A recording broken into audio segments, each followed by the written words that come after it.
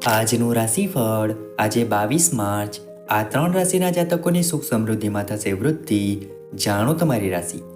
જ્યોતિષમાં રાશિફળનું વિશેષ મહત્વ છે. રાશિફળ મુજબ આજે કેટલીક રાશિઓને ભાગ્યનો સાથ મળશે, જ્યારે કેટલીક રાશિઓને પરિવારનો સાથ મળશે, પરંતુ કેટલાક લોકોને નુકસાન પણ થઈ શકે છે. પહેલી રાશિ છે મેષ રાશિ. ભાગ્યની દ્રષ્ટિએ આજનો દિવસ તમારા માટે સારો રહેવાનો છે. સંતાનને શિક્ષણમાં સારી સફળતા મળવાની સંભાવના છે. તમે નાના બાળકોની વિનંતીઓ પૂર્ણ કરશો, જેનાથી તેમના ચહેરા પર ખુશી આવશે. તમારા કેટલાક જટિલ કામો ઉકેલાતા જણાય છે. તમારે તમારી કારકિર્દી પર સંપૂર્ણ ધ્યાન રાખવાની જરૂર છે. તમારે તમારા વિરોધીઓની યુક્તિઓનો શિકાર બનવાથી બચવું પડશે. સંતાનની પ્રગતિમાં કેટલાક અવરોધો હતા, તો તે દૂર થતા જણાય છે. વિદ્યાર્થીઓને બૌદ્ધિક અને માનસિક બોજામાંથી રાહત મળશે. શેર માર્કેટમાં રોકાણ કરનારા લોકો માટે દિવસ સારો રહેશે. આવનારી બીજી રાશિ છે વૃષભ રાશિ. તમારી ઈચ્છા મુજબ આજનો દિવસ તમારા માટે ફાયદાકારક રહેશે. જો તમે તમારા કાર્યક્ષેત્રમાં કોઈ નવી યોજના શરૂ કરો છો, તો તે તમારા માટે પણ સારું રહેશે. નાણાકીય બાબતોમાં તમારે સાવચેત રહેવાની જરૂર છે. તમારા ભૌતિક સંસાધનોમાં વધારો થશે અને તમે ઘરે નવું વાહન લાવી શકશો. તમે તમારી માતા તરફથી કોઈ સારા સમાચાર સાંભળી શકો છો.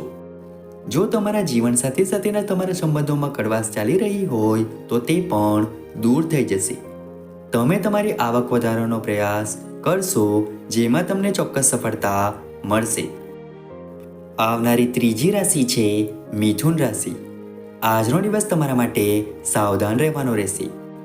વ્યવસાય સંબંધિત નિર્ણયો તમને સારો નફો આપશે. તમે તમારા કાર્યમાં જે સમસ્યાઓનો સામનો કરી રહ્યા છો, તેના સંબંધમાં તમે તમારા ભાઈ બહેનોની સલાહ લઈ શકો છો. તમારે કેટલાક ઝઘડાખોર લોકોથી સાવધાન રહેવાની જરૂર છે. જો તમે લાંબા સમયથી બીમાર છો, તો ડૉક્ટરની સલાહ અવશ્ય લો. તમે લાંબા સમય પછી મિત્રો સાથે પાર્ટી કરવાનો પ્લાન બનાવી શકો છો. કંઈ પણ સમજી વિચારીને બોલો, નહીં તો લડાઈ થઈ શકે છે. આવનારી ચોથી રાશિ છે કર્ક રાશિ. આજનો દિવસ તમારા માટે આનંદથી ભરપૂર રહેવાનો છે. તમે પરિવારના સભ્યો સાથે કોઈ પણ ભજન, કીર્તન કે પૂજાપાઠ વગેરેમાં ભાગ લઈ શકો છો. નવું વાહન ખરીદવાનું તમારું સપનું પૂરું થશે. તમારે તમારી માતાના સ્વાસ્થ્ય પ્રત્યે સભાન રહેવાની જરૂર છે. સંતાનની પ્રગતિના માર્ગમાં આવતા અવરોધો દૂર થશે. તમારા કોઈ સંબંધી દ્વારા વિશ્વાસઘાતને કારણે તમે પરેશાન રહેશો. તમે તમારા બાળકોના ભવિષ્ય માટે થોડું રોકાણ કરી શકો છો. આવનારી પાંચમી રાશિ છે સિંહ રાશિ. નોકરિયાત લોકો માટે આજનો દિવસ સારો રહેવાનો છે, કારણ કે તેમને પ્રમોશન મળવાની સંભાવના છે. પરિવારના સભ્યો તરફથી તમને કોઈ સારા સમાચાર મળી શકે છે. જો તમે કોઈને કોઈ સલાહ આપો છો, તો તે ચોક્કસપણે તેનો અમલ કરશે. જો તમારું કોઈ સરકારી કામ લાંબા સમયથી પેન્ડિંગ હતું, તો તે પૂરું થઈ શકે છે. કોઈની પાસેથી માંગણી કરીને વાહન ચલાવવાથી તમને નુકસાન થશે. તમારે કોઈ પણ કાર્યની નીતિઓ અને નિયમોનું પૂરેપૂરું ધ્યાન રાખવું જોઈએ, નહીંતર સમસ્યાઓ ઊભી થઈ શકે છે. તમને તમારા માતા પિતા તરફથી સંપૂર્ણ સહયોગ મળશે. આવનારી છઠ્ઠી રાશિ છે કન્યા રાશિ. આજનો દિવસ તમારા માટે તમારી દિનચર્યામાં ફેરફાર કરવા માટેનો દિવસ છે. તમે તમારી જરૂરિયાતોને પૂર્ણ કરવા માટે સારી રકમ ખર્ચ કરશો. કોઈ અજાણી વ્યક્તિથી પ્રભાવિત થવાથી તમને નુકસાન થશે. આજે તમને સારો નફો મળી શકે છે. જો તમને તમારું કોઈ કાર્ય પૂર્ણ કરવામાં કોઈ સમસ્યા આવી રહી હોય, તો આજે તમે તમારા પિતા સાથે તેના વિશે વાત કરી શકો છો.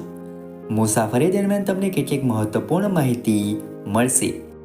તમારે તમારા બાળકો પર કેટલીક જવાબદારી લાદવી પડશે, તો જ તે તેને નિભાવી શકશે. તમારા કાર્યસ્થળ પર તમારું પદ અને પ્રતિષ્ઠા વધી શકે છે. આવનારી સાતમી રાશિ છે તુલા રાશિ. આજનો દિવસ તમારા માટે ખૂબ જ સમજી વિચારીને આગળ વધવાનો રહેશે. તમે તમારા કરતાં બીજાની વધુ કાળજી લેશો.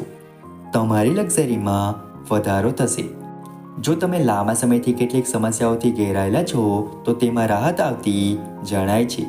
તમે પરિવારના સભ્યો સાથે આનંદમાં થોડો સમય પસાર કરશો. કાર્યક્ષેત્રમાં તમારે આંખ અને કાન ખુલ્લા રાખીને કામ કરવું પડશે. કોઈ પણ નિર્ણય સમજી વિચારીને લેશો તો સારું રહેશે. અપરિણિત લોકોના જીવનમાં નવા મહેમાનનો પ્રવેશ થઈ શકે છે. આવનારી 8મી રાશિ છે વૃશ્ચિક રાશિ. આજનો દિવસ તમારા માટે મુશ્કેલીઓથી ભરેલો રહેશે. તમારા વ્યવસાયમાં થોડું નુકસાન પણ થઈ શકે છે. તમારે તમારા સ્વાસ્થ્ય પ્રત્યે જાગૃત રહેવાની જરૂર છે. તમારે તમારી ખાવાની ટેવ પર નિયંત્રણ રાખવું પડશે. તમને પેટ સંબંધિત કોઈ સમસ્યા થવાની સંભાવના છે.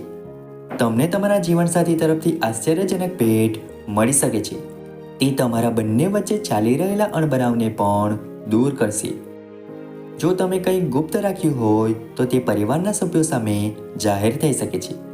વિદ્યાર્થીઓએ પરીક્ષાની તૈયારીમાં વધુ મહેનત કરવી પડશે. આવનારી 9મી રાશિ છે ધન રાશિ. વ્યવસાયની દ્રષ્ટિએ આજનો દિવસ ઉતાર ચઢાવથી ભરેલો રહેશે. જો તમે ઘર અને બહારના લોકોના સંસાધનોનો ઉપયોગ કરીને તમારા કામ પૂરા કરશો તો તમારા માટે સારું રહેશે. પારિવારિક વ્યવસાયમાં તમને વરિષ્ઠ સભ્યોની સલાહ લેવાની જરૂર પડશે. તમારા સંતાનની તબિયત બગડવાને કારણે તમે ચિંતિત રહેશો. કોઈને પૂછ્યા વગર સલાહ આપવાનું ટાળો. તમારી પ્રગતિના માર્ગમાં આવતા અવરોધો દૂર થશે. કેટલાક કામ પૂરા કરવા માટે તમારે તમારા જુનિયરની મદદ લેવી પડી શકે છે. આવનારી 10મી રાશિ છે મકર રાશિ. આજે તમારે કોઈ પણ કામમાં ઉતાવળ કરવાથી બચવું પડશે. તમને નિર્ણય લેવાની ક્ષમતાનો લાભ મળશે. કોઈની સલાહના આધારે કોઈ નિર્ણય ન લો. તમારી લાગણીઓ પર નિયંત્રણ રાખો. કોઈ પણ બાબતમાં જીદ ન બતાવો, નહીં તો તમારા પિતાને તમારી વાતથી ખરાબ લાગી શકે છે. વેપારમાં તમારે કોઈની સાથે ભાગીદારી કરવી પડી શકે છે. તમે તમારી લાગણીઓ બહારના કોઈ વ્યક્તિ સમક્ષ વ્યક્ત કરી શકો છો, જે પછીથી દરેકને જાહેર કરવામાં આવશે. તમને કોઈ ધાર્મિક કાર્યક્રમમાં ભાગ લેવાની તક મળશે. આવનારી 11મી રાશિ છે કુંભ રાશિ. આજનો દિવસ તમારા માટે સુખ સુવિધાઓમાં વધારો લાવશે. તમે વૈભવી વસ્તુઓ ખરીદવા પર સારી રકમ ખર્ચ કરશો.